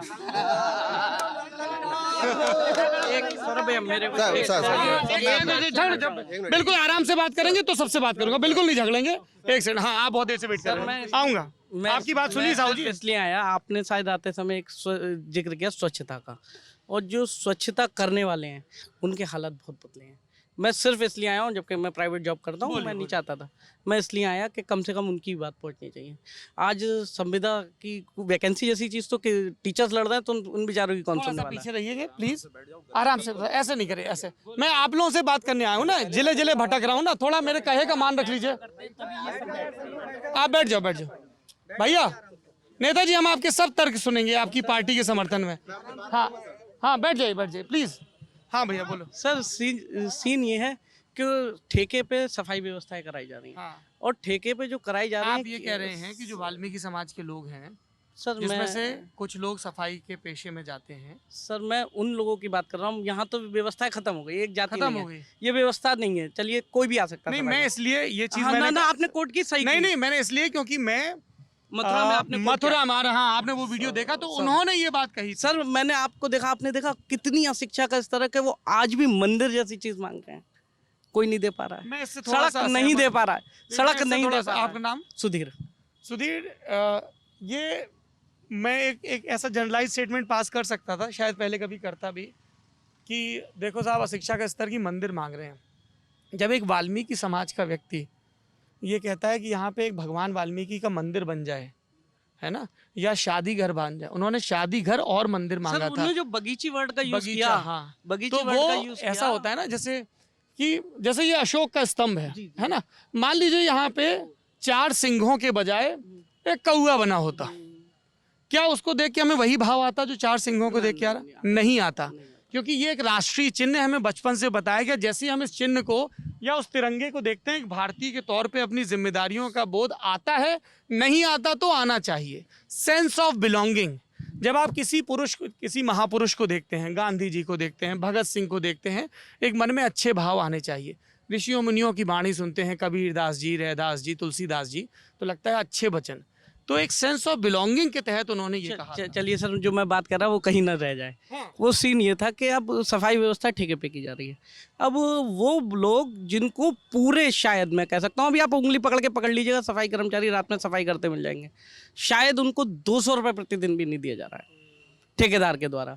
और अगर ये अधिकारियों को पता है तो अधिकारी इसमें लुटेरे हैं। मैं लुटेरा शब्द इस्तेमाल कर रहा हूँ, जानबूझ के कर रहा हूँ। अगर नेताओं को पता है तो नेता इसमें लुटेरे हैं। उनकी अशिक्षा का कारण उनको तो मत लूटो कि शायद वो बच्चों को अपने भूख को पूरा न दे पाए। क्या आप प्रैक्टिकली 150 रुपए में पूरे दिन में बच्चों को खिला सकते हैं? क्या उनको शिक्षा दी जा सकती है? फंडामेंटल राइट्स जैसी चीज़ें, अभी बहुत बहुत भारी शब्द बोले गए, उन लोगों से तो बहुत ही दूर हैं। उन लोगों को ये नहीं पता। शायद मैंने 3 लोगों को बोला, मैंने कहा मैं नहीं जानता हूँ, क्योंकि मैं प्राइवेट जॉब कर रहा था बहुत टाइम से, मैंने ये चीज़ नहीं पता। पर अगर कोई प्लेटफॉर्म मिला, कम से कम अपनी बात तो कहो, सुनने वाला तो आपको आए। क्योंकि नेताओं की चमड़ी तो मैंने देख ली, इतनी मोटी, आप कुछ कह के देख लो, उनके पाए गर्म नहीं होने वाले। मैंने ऐसा नहीं कि किसी स्तर पे नहीं करे। उस दिन सफाई कर्मचारी आयोग के सुरेंद्र नाथ जी अध्यक्ष मुझे मिले और मैंने बहुत जिम्मेदारी से कही, और वो बाद में जब ऑफ द रिकॉर्ड आया मुझसे बोले, यार मुझसे मेरी कोई नहीं सुना, मेरी कोई नहीं सुना। बताइए, 150 रुपए, 160, मैं 200 मान लेता हूँ, 6,000 दे देता हूँ, और फिर वो गिनती भी पूरी नहीं होगी। अगर लगाया तो शायद वो गिनती तो पूरी होनी चाहिए, वो गिनती भी पूरी नहीं है, और लूट मची पड़ी हुई है। कम से कम उन लोगों को तो हिस्सा पूरा दे दो कि 300 रुपए, 400 रुपए कम से कम, के वो अपने परिवार को तो खिला सकें। अब आप उनसे काम तो कराओ, काम कराओ, जी भर के कराओ, 8 घंटे कराओ, 10 घंटे कराओ, पर उनको इतना वेतन तो दो कि वो अपने बच्चों को कम से कम एक अच्छा भविष्य की जिम्मेदारी के साथ दे पाए। और कोई नहीं देख रहा है, और सबको पता है, मैं दावे के साथ कह सकता हूँ, ना इससे मेयर अनजान होंगे, ना विधायक अनजान होंगे, ना सांसद अनजान होंगे, ना पार्षद अनजान होंगे।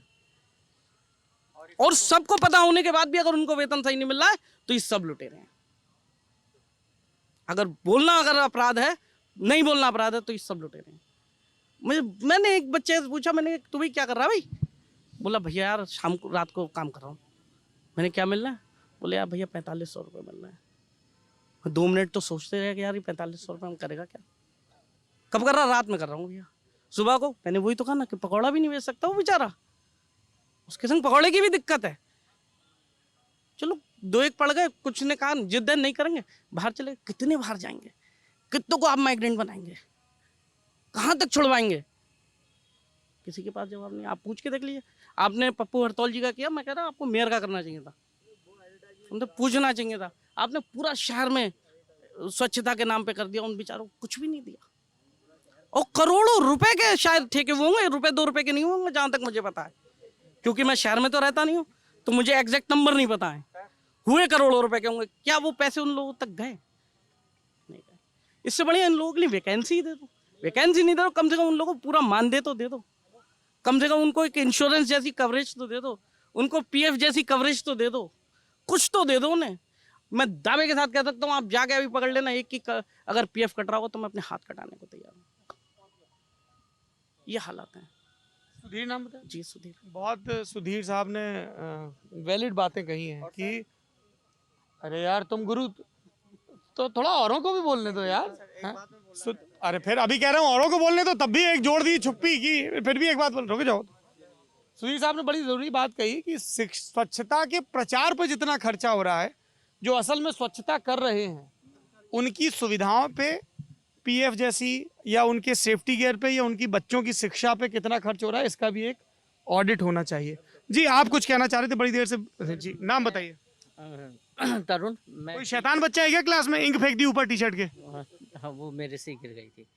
क्या करते हैं तरुण साहब? मैं टीचर हूँ और कुछ समय पहले आपके सरकारी स्कूल की व्यवस्था के बारे में आया था कि बहुत बेकार है, टीचर पढ़ाते नहीं हैं।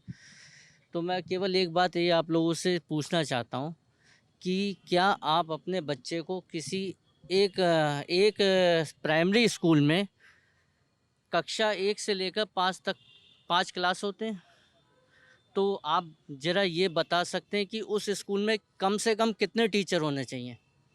अगर एक स्कूल में 5 क्लास हैं तो कम से कम उसमें सर कितने टीचर होने चाहिए?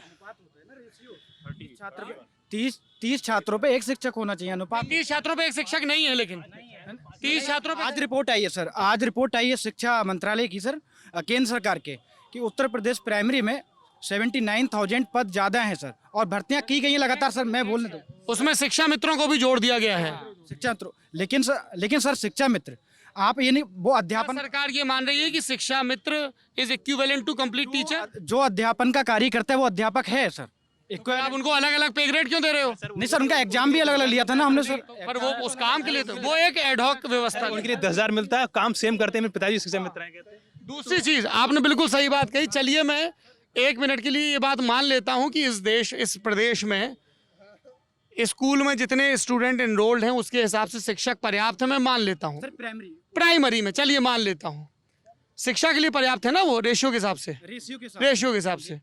वही शिक्षक जनगणना, पशुगणना, टीकाकरण, बालगणना, पुष्टाहार की चिंता, चुनाव की ड्यूटी, इस तरह के कितने काम है? लगभग 70 कामों की सूची है।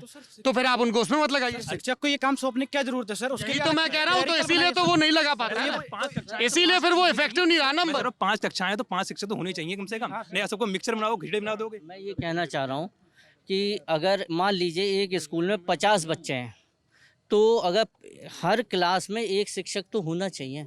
अगर आप उन बच्चों को, बच्चे कम है तो आसपास के स्कूलों को थोड़ा सा शिक्षा मर्ज करके, ताकि इसमें थोड़ा एक प्रॉब्लम है, वो प्रॉक्सिमिटी का प्रॉब्लम है। गरीब आदमी फिर अपने बच्चे को दूर नहीं भेजेगा।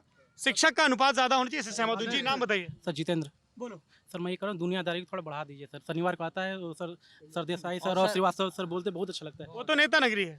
सॉरी हाँ वही नेता नगरी, सॉरी हर शनिवार का आता है ना, तो उसको थोड़ा सर सप्ताह में 2 दिन कर दीजिए। नेता नगरी सप्ताह में 2 दिन कर दें, ये हमारा काम बढ़ा रहे हैं आगे। धन्यवाद, आपका फीडबैक मिला। जी सर मैं प्राथमिक विद्यालय राधेनगर में हूँ, मैं भी असिस्टेंट टीचर हूँ सर। मेरा नाम ललित मोहन है सर। मैं आपको बताना चाहूँगा मेरे यहाँ 65 स्टूडेंट हैं और जिसमें 2 टीचर्स हैं, और जो हमारे हेड सर है वो 5 महीने बाद रिटायर होने वाले हैं। तो सर आप 5 महीने बाद रिटायर होने वाले हैं, वो रिटायर में आपको पता है कितना काम किया कितना काम नहीं किया। सर 65 बच्चों का पूरा देख रेख सर मेरे ऊपर है। एमडीएम मैं बनवाता हूँ, सारे काम मैं करता हूँ सर। इस परिप्रेक्ष्य में 5 कक्षाएं हैं, 65 बच्चा है, मैं किस को मैं आपसे ही कह रहा हूँ। जी आपका विषय? सर मेरा नाम सौरभ है। मैं ये बोलना चाह रहा हूँ, सुपर टेट का एग्जाम होता है, हर साल हो जाए तो हर साल जो बच्चे क्वालिफाई करते हैं वो उनका हो जाएगा। अब ये 4 हर साल करवाते रहो, बैकलॉग मत क्रिएट करो। ठीक है, और कोई शिक्षा से इतर विषय आप कुछ कहना चाह रहे थे? हाँ सर प्रतियोगी अभ्यर्थियों के लिए हाँ सर मेरा ये विषय है कि जो सरकार है, चाहे कोई भी सरकार हो, वो प्रतियोगी अभ्यर्थियों के लिए एक प्रॉपर चैनल बनाए। इस समय जो जैसे अभी बात आ रही थी कि कई जगहों पे धरना प्रदर्शन हो रहे हैं, कहीं कोई शिक्षक भर्ती की मांग, कहीं किसी के लिए, मुझे ये लगता है कि सर सरकार को इसके लिए एक बहुत ही प्रॉपर चैनल को बनाना चाहिए। मैं पूरी तरह आपसे सहमत हूँ। ये ठाकुर द्वारा में और भी कई जगह स्टूडेंट्स ने कहा, एक सेकंड भाई, सरकारें अपने आप को सर्वशक्तिमान बताती हैं, उनके पास इतने अधिकार हैं, रिसोर्सेज हैं। एक एग्जाम ढंग से नहीं करवा पाते हैं? बताइए। हाँ मैं इस पे बोलना चाहूँगा। अरे इस पे बहुत हो गया, आप किसी और को पीछे से कह रहे हैं। सर, और जैसे भी विषय जो- हैं, और भी विषय हैं। हाँ जी बोलिए। सर नाम? मेरा नाम रवि है, मैं सॉफ्टवेयर इंजीनियर हूँ, बैंगलोर में जॉब करता हूँ सर। तब से ये बीटीसी ही चल रहा है। कोई बात नहीं, सुन लो भाई, परेशान एक्चुअल में बेस आप बरेली के लिए आए हैं तो बरेली में जैसे आप कह रहे हैं, बरेली में हमारा इज्जत नगर में बहुत बड़ा हब है रेलवे के लिए, बहुत काफ़ी स्पेस है। आपको याद होगा टेलगो का ट्रायल हुआ था थोड़े से टाइम पहले। मुझे कैसे याद होगा, मैं तो दिल्ली में रहता हूँ। उसी रूट पे हो सर, दिल्ली आगरा वाली उसी रूट पे। मुझे नहीं पता, आप बताइए। जो स्पेनिश ट्रेन वहाँ के स्पेन से उन लोगों ने कुछ कंपनी वहाँ से मंगाए थे, बॉक्स मंगाए थे वहाँ से। उनको sir by truck by road Bareilly लाया गया, इज्जत नगर में असेंबल हुए। उसके बाद वो बरेली मुरादाबाद पे ट्रायल हुआ सर, वो स्पीड टेस्ट करने के लिए कि Indian tracks 160 kilometre per hour चल सकते हैं कि नहीं। उसके बाद उसी का ट्रायल दिल्ली वाले रूट पर हुआ, जो अपना दिल्ली आगरा मथुरा हाईवे वो रेलवे लाइन है उस पर हुआ। तो सर मेरा कहना ये है, आप बोलते रहो। मेरा कहना ये है सर, बरेली जो है लखनऊ से दिल्ली के बीच में, बरेली मुरादाबाद 2 बड़ी सिटी हैं डेवलपमेंट वाइज हम बात करें तो सर। और ऊपर से अगर आप देखोगे तो ये जो बरेली बेल्ट है ये एक एग्रीकल्चर हब है। हर स्टेट हर रीजन एक पर्टिकुलर थिंग के लिए फेमस होता है। अगर आप उसको यूटिलाइज नहीं कर पा रहे हो तो ये आपकी नाकामी है, ठीक है सर। अभी आपको लास्ट ईयर अगर आपको सबको पता है आलू का प्राइस एकदम बहुत हाई हो गया था। रीज़न क्या था? संबल बेल्ट का आलू खराब हो गया। एक बेल्ट का आलू खराब हुआ, पूरा देश आलू की महंगाई पे गया। इसी तरीके से सर ये पूरा देश आलू की महंगाई पे गया, लेकिन हमको मैं हमको आगरा वाले किसान मिले, बोले भैया सर हम भी औला के ही हैं। आगरा मैं कह रहा हूँ, आगरा बेल्ट के किसान मिले, बोले भैया ट्रैक्टर खरीद लिया। तो मजे आ गए ना सर, इसीलिए तो उनको मजे है। आलू का रेट मिलता नहीं था, 1300-1400 रुपए बोरी का एक रेट पड़ा उन्हें। यार वो किसी का बच्चा खेल रहा है। अच्छा वहाँ उनके पापा भी हैं, हमको टेंशन हो गई सर। तो जो बरेली बेल्ट है, बरेली के अगर यूपी में बरेली को अगर आप एज अ हब, किस चीज का हब? फूड है, एग्रीकल्चर रिलेटेड हब अगर आप बनाते हैं, आप बरेली से आप एग्रो प्रोडक्ट की इंडस्ट्री यहाँ पे हो सकती है, क्योंकि बदायूं। नाम क्या बताया आपने? रवि कुमार सिंह। रवि के इस कहने से मैं सहमत हूँ कि आपको हमेशा जो आपके इर्द गिर्द का उत्पादन है उसके हिसाब से इंडस्ट्रीज डेवलप करनी चाहिए, और उसमें भी ऐसे क्लस्टर बना देनी चाहिए। अच्छा बरेली में हम इस चीज का क्लस्टर बना दें, मुरादाबाद में इस चीज का, सहारनपुर में इस चीज। सर इसको बोलते हैं proper utilisation of resources. Sir अगर आप देखेंगे, आप साउथ देखिए, आंध्रा या तो इंजीनियर देता है नहीं तो आपको कॉटन देता है, करेक्ट। कर्नाटका आपको कॉफी देता है नहीं तो इंजीनियर देता है। केरला उस सब मतलब वो पर्टिकुलर इंजीनियर, मतलब वहाँ पे हर घर से आपको एक इंजीनियर मिल जाएगा, भले ही वो गवर्नमेंट कॉलेज से पढ़ाओ कहीं से हो। वैसे ही हमारी जो बेल्ट है यूपी जो है एक एग्रीकल्चर लैंड है, तो आप उसको यूटिलाइज कीजिए। आपको गन्ना यहाँ मिलेगा, आपको धान यहाँ मिलेगा, गेहूँ मिलेगा, आलू मिलेगा, आपको सब कुछ यहाँ मिलेगा। सर मेरा लाइक मेरी प्रीवियस कंपनी में मेरे क्लाइंट जो थे, फोलियो डायनामिक्स करके यूएस बेस्ड कंपनी है, तो वहाँ पे अफ्रीकन कंट्रीज़ के कुछ लोग काम करते थे। वो लोग बताते थे वहाँ पे खाने की कितनी दिक्कत है, लाइक वो लोग एक दाना भी बर्बाद नहीं करते। तो सर हम ऐसी चीज़ को यूटिलाइज कर सकते हैं। दुनिया में खाने की लालच पड़े हमारे पास जितना कि हम फेंक देते हैं। बिल्कुल ठीक बात है। अच्छा चलिए आगे बस। अरे रुक ना रे, ऐसे नहीं, सुन लो, आखिरी 2 सवाल पूछूंगा सर। एक मिनट, एक समझ नहीं सर बहुत बेरोजगारी पे ही बात हो रही थी इतनी देर से। जब शिक्षक बात कर रहे हैं, भर्ती बात कर रहे हैं, और रोजगार क्या है भैया, वो एग्रो पेपर है। 1 सेकंड, सब मुद्दे आपको क्या लगता है? अमूमन बात सुनो, 45 मिनट की बातचीत होती है, मैं 1 घंटा 45 मिनट से बात कर रहा हूँ, फिर भी ये मुमकिन नहीं कि आपके मन के सारे उद्गार में रिकॉर्ड कर पाऊँ। ये मेरी सीमाएं, मैं उसके लिए माफी मांगता हूँ। 2 सवाल, सबके पॉइंट वैलिड हैं। आप क्या कह रहे हो, बाकियों के इनवैलिड है? ये एक बात और जोड़ना चाह रहे हैं आप, इसमें भी समय खराब कर रहे हैं। 2 सवाल और पूछूंगा आपसे, ठीक है? और सब लोग एकदम शॉर्ट में जवाब देंगे। कोई 15-20 सेकंड से ऊपर होगा तो माइक हट जाएगा, ताकि खूब सारे रिस्पॉन्स आ सकें। सवाल पहले बता देता हूँ ताकि सब लोग अपने अपने जवाब तैयार रखें। पहला सवाल ये है कि जब अगले साल फरवरी मार्च में, थोड़ा सा पीछे हो जाइए भैया प्लीज, हाथ जोड़ के विनती है भाई साहब, पीछे हो जाओगे तो सब तक माइक घूम जाएगा। यार आप लोग देखो, आप लोग सरकारों को कितना कोस रहे हो सबको, आप एक लकीर में नहीं खड़े हो पा रहे हो भाई साहब। मुरादाबाद वाले बंधु सलमान साहब, आपको अलग से नहीं होता भिजवाएं क्या? आइए, हैं 2 सवाल पूछूंगा, पहले से बता दे रहा हूँ, फटाफट उस पर रिस्पॉन्ड करेंगे। एक सवाल मेरा ये है कि फरवरी मार्च 2022 में जब चुनाव होंगे विधानसभा के, तो आपकी नज़र में सबसे बड़ा मुद्दा क्या होगा? दूसरों का मुद्दा मत बताइए, आपके लिए सबसे डिसाइसिव मुद्दा क्या होगा? कई विकल्प हो सकते हैं, किसी के लिए बिजली, किसी के लिए सड़क, किसी के लिए पानी, किसी के लिए गन्ना का रेट, किसी के लिए लॉ एंड ऑर्डर, किसी के लिए मंदिर मस्जिद गुरुद्वारा, किसी के लिए उसका नेता योगी, अखिलेश, मायावती, प्रियंका गांधी, केजरीवाल, जयंत चौधरी, यहाँ पे इत्तेहाद काउंसिल भी है ना, इस तरह के बहुत सारे नेता हैं, तो किसी की सबके लिए अलग अलग पैरामीटर हो सकता है, वो बताइए, ठीक है। और दूसरी चीज़ बताइएगा उसी में फटाक से कि अगर आपको सरकार के एजेंडे में एक चीज़ जुड़वानी हो तो वो एक चीज़ क्या होगी जिससे आपको लगता है कि लॉन्ग रन में बदलाव होगा और डेमोक्रेसी बेहतर होगी। पूजा आपसे शुरू करते हैं, बोलिए। सर नहीं, मेरा मुद्दा वही है, जॉब होनी चाहिए हर किसी के लिए। हर किसी के लिए सरकार जॉब नहीं दे सकती। नहीं सर, जो एजुकेटेड है उनके लिए तो देगी ना। एजुकेटेड में फिर कंपटीशन, किसी भी देश में सारे एजुकेटेड लोगों को सरकार जॉब नहीं दे पाती। सर तो हर साल एग्जाम निकालना चाहिए, वैलिडेशन बिल्कुल, हर साल एग्जाम हो और एग्जाम ट्रांसपेरेंट ढंग से हो। ठीक बात।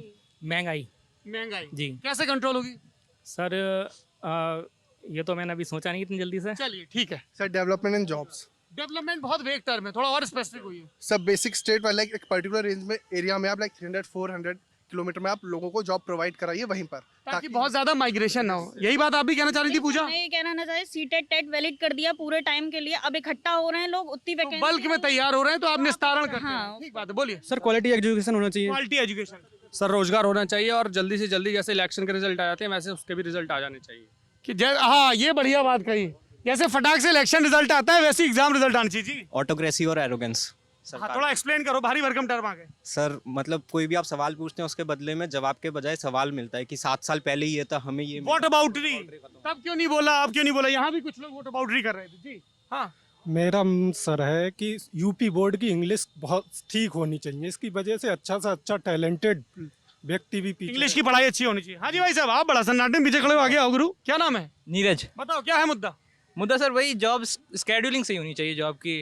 अगर सर पहला मुद्दा तो ये चुनाव अभी होने नहीं चाहिए। पहले बोर्ड के एग्जाम नहीं हुए 2 साल से लगातार, वो बोर्ड के एग्जाम मार्च लास्ट और अप्रैल में हो जाएंगे सर, क्योंकि वो फिर फिर सर लाइट की व्यवस्था जो है, जो लाइट महंगी इतनी हो रखी है उसको। बिजली का बिल। सर अभी आपका मैंने पिछला वाला ब्लॉग सुना था, उसमें आप जरी और बांसमंडी का काम देखने जा रहे थे बरेली में, क्या आप देख पाए? बांसमंडी का आज वो एक्चुअली ओट्स के चक्कर मैं में। वही उसी पे आ रहा हूँ कि आप देख पाए। तो आप सर मुद्दों की बात कर रहे हैं। हाँ। एक जो वहाँ पे हैं और एक घर में बैठ के सहनशील लोग हैं और जो दंगा कर रहे हैं उधर, ये 2 लोग के बीच में मुद्दा रहेगा। कहाँ दंगा कर रहे हैं? देखा नहीं सर आपने? कर्फ्यू लगने की तक उम्मीद थी सर। कहाँ कर्फ्यू लगा? सर शामतगंज पुल के नीचे जाइए सर, तो उधर आप कह रहे हैं ना सर मुद्दा क्या है? तो मुद्दा यही है कि जो लोग घर पे बैठ के सहनशील हैं वो इधर एक साइड है, उनकी एक विचारधारा है, और जो वहाँ पे, अब मैं क्या कहना चाहता हूँ, आपने क्या तो बहुत कुछ दिया, तो क्या ही दो फिर। मतलब वो लोग जो वहाँ पे बच्चा 12 साल के, 13 साल के, 14 साल के जो लड़के हैं वो वहाँ पे हुड़दंग कर रहे हैं, पुलिस के संग नोकझोंक कर रहे हैं, क्या वो सही है? किसने कहा सही है? नहीं मतलब जो वही लोग, मुझसे क्यों पूछ रहे हो? मतलब मैं कहना चाह रहा तो क्या कि क्या वो किसी ने कहा हुड़दंग करने वाला चाहे 12 साल का हो चाहे 120 साल का हो, कानून को सख्ती से पेश आना चाहिए। इसमें क्या कंफ्यूजन? लॉ एंड ऑर्डर को ना फॉलो कर रहे हैं, वो एक तो वही मुद्दा है आपके लिए? वही मुद्दा रहेगा। नौकरी मतलब क्लियर करवानी चाहिए सरकार को जल्द से जल्द। जी भाई साहब बताइए, क्या नाम है आपका? सर मैं ये कहना चाहूँगा कि नाम? जी मोहम्मद जिसान। क्या मुद्दा है? सर ये जो नेता लोग हैं ये आपस में हिंदू मुस्लिम करते रहते हैं, लोगों को उनकी बातों पे ध्यान ना देकर विकास, बेरोजगारी और पढ़ाई पे ध्यान देना चाहिए और स्वास्थ्य पे ध्यान देना चाहिए। लोगों को उनकी बातों में नहीं आना चाहिए। वो तो आपस में हिंदू मुसलमान करते रहेंगे और आपस में जनता पिसती रहेगी। दवाई पढ़ाई और जो बेसिक आवश्यकताएं पढ़ाई और दैनिक आवश्यकताएं हैं। दैनिक आवश्यकताएं। सर सामान्य अवसर। समान अवसर। सर महिला सुरक्षा का एक मुद्दा होना चाहिए सर। सर महिला सुरक्षा का एक मुद्दा होना चाहिए। किसानों की आय बढ़नी चाहिए ताकि उनके बच्चे शिक्षित हों, बॉर्डर पे हाँ जी। यूपी में रोजगार जो मुख्यमंत्री साहब के ट्विटर अकाउंट और न्यूज़पेपर में वो घर घर पहुंच जाए। जो ट्विटर अकाउंट और अखबारों में है दावों में। मेरी प्राथमिक शिक्षक भर्ती निकले मैं वोट दूंगा, नहीं निकलेगी बिल्कुल नहीं दूंगा। अच्छा, बहुत क्लैरिटी है इनको। सर एक शिक्षा, एक स्वास्थ्य, लेकिन सर सबसे इम्पोर्टेंट है हिंदी को थोड़ा सा सपोर्ट करे सरकार। बढ़िया। जो ये विकास योजनाएं हैं इनका नियामन बहुत सख्ती से होना चाहिए। नियामन मतलब इनका निगरानी, इनकी निगरानी, और इसके बाद ये बात तो बहुत बढ़िया कही यार। ऐसी ससुरी कैसी सड़क टूट जाती है, हमारे घर मकान तो नहीं टूटता हमारा 5 साल में, 10 साल में। 4 साल में ये किला वाली जो रोड है ये सड़क 5 बार बन गई होगी 5 साल और में, टूट चुकी है 5 हर बरसात में। बरेली में ट्रैफिक डिसास्टर है, और पिछले 2014 आने के बाद 100 डेज में जो हर एक सांसद से मांगा गया था आपका एम्बिशियस प्लान क्या है, आमला के सांसद ने ये बोला कि हम वहाँ वाला पुल बनाएंगे जो बरेली बदायूं को कनेक्ट करता है, लाल फाटक का। It has been more than 7 years, कुछ नहीं हुआ है, अभी भी वो बंद पड़ा है। अभी भी बंद पड़ा है। आप किसी भी रूट पे चले बरेली सीतापुर हाईवे तो सर आप देखोगे अगर आप जाओगे। भाई साहब हम देख ही रहे हैं, कई जगह सड़कें बहुत मुद्दा है। यहाँ के जो लोग सबसे ज्यादा परेशान है वो ट्रैफिक है, दूसरा मतलब लोगों के अंदर अवेकनिंग है, बट क्या है कि हम लोग इतने, अभी आपने देखा रिलीजन और उन सारी चीज़ों पे इतने डिवाइडेड हैं कि it is creating a mess हो गया। सर स्कॉलरशिप नहीं तो वोट भी नहीं। स्कॉलरशिप नहीं तो वोट नहीं। ये तुम्हारे बगल के दोस्त अभी बीजेपी को जोर शोर से डिफेंड कर रहे थे, आप कह रहे हैं स्कॉलरशिप नहीं तो वोट नहीं। अपना राय हो सकती है सर। बताइए मुद्दा। मेरा मुद्दा ये है सर, जैसे प्रदेश का पहला आधुनिक प्राइमरी स्कूल बरेली के जसोली मोहल्ले में बना है, ऐसी सरकार पूरे प्रदेश में बनाए। पॉलिटिक अवेयरनेस होनी चाहिए, मतलब किस आधार में वोट होगी। सर जनसंख्या ये एक महत्वपूर्ण मुद्दा है सर, क्योंकि सारी योजनाएं आज बनती हैं और जब तक आबादी इतनी बढ़ चुकी थी सब फेल हो जाता है। सर शिक्षकों के अलावा सब लोग शिक्षक बनने के लिए परेशान है, शिक्षकों के अलावा और भी वैकेंसी निकालनी चाहिए सरकार। मेरा 2 चीज़ ऐसी है जिन पे मैं वोट दूंगा, एक लॉ एंड ऑर्डर है, दूसरा बिजली। और जो सरकारों को करना चाहिए वो है कि एजुकेशन और हेल्थ सेक्टर को कभी भी प्राइवेट सेक्टर में नहीं देना चाहिए। ये उनका एक अपना वो है कि इसमें थोड़ा सा मैं अपनी तरफ से जोड़ दूं, दवाई और पढ़ाई मुनाफे से मुक्त होना चाहिए, प्राइवेट सेक्टर भी आए तो रेगुलेशन गवर्नमेंट का रहे ताकि लूटखोरी ना हो। आपने बरेली के इन नौजवान लोगों को सुना, हाँ राय बोलो। सर मैं चाहता हूँ लोकतंत्र को क्या सुचारू करने की जनता की राय भी जानी चाहिए। जनता की राय जैसे लल्लन टॉप जान रहा है। राजनीति का एक धर्म होना चाहिए, ना कि धर्म की राजनीति। लोहिया जी याद दिला दिया आपने। लोहिया जी खो गए धर्म नहीं है, केवल उसको सत्ता की कुर्सी पकड़ना। जी लोहिया जी के नाम को बेचा जा रहा है। सब भाई साहब कह रहे हैं बरेली की ये बातचीत यहाँ पे समाप्त होती है। इस पूरी बातचीत के बारे में आपकी जो भी राय हो कमेंट बॉक्स में जरूर बताएं। संवाद चलता रहे ताकि लोकतंत्र मजबूत होता रहे। शुक्रिया।